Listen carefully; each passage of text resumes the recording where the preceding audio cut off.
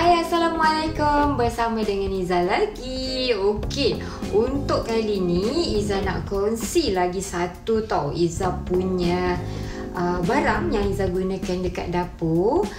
Kalau Iza nak susun dessert ataupun Iza nak susun sandwich ataupun kita nak susun cheese tart ataupun kita punya brownies dan sebagainya.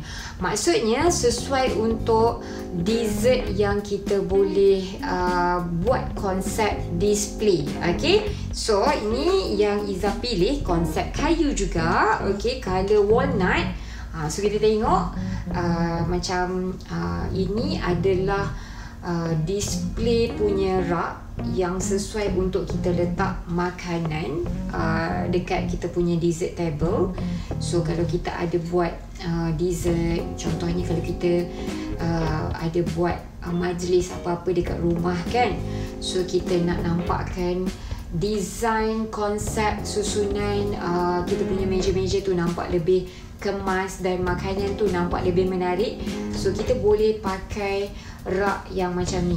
Okay, so ini adalah rak yang materialnya kayu, yang dia ada 3 saiz yang berbeza. So yang dekat atas yang paling pendek, tengah yang sederhana, yang paling bawah ni yang panjang.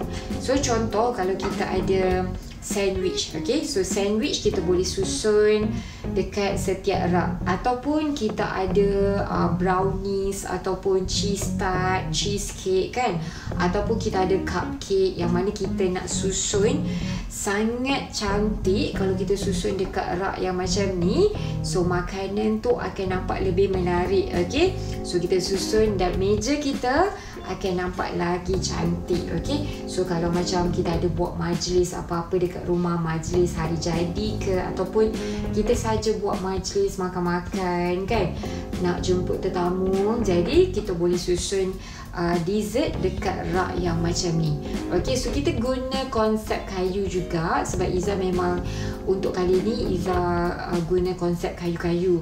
Okay, dan kayu Iza pilih color yang lebih gelap yang macam ni, yang konsep color walnut punya kayu. Okay, selalu Iza guna ni untuk susun sandwich dan juga cheese tart dan juga cupcake. Okay, yang penting bila dekat dalam gambar tu, gambar-gambar makanan, dessert tu nampak cantik, menarik, kemas, tersusun.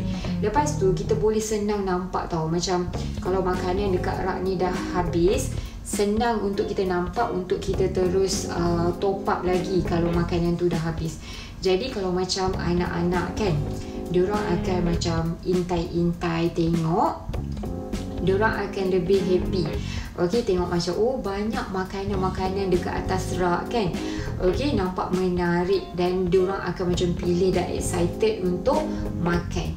Berbanding kalau kita letak dekat dalam bekas yang macam tertutup, yang hanya dalam bekas yang simple tu kan. Okay, yang itu nanti kanak-kanak punya mata ni tak ada attraction tau untuk dia nak makan.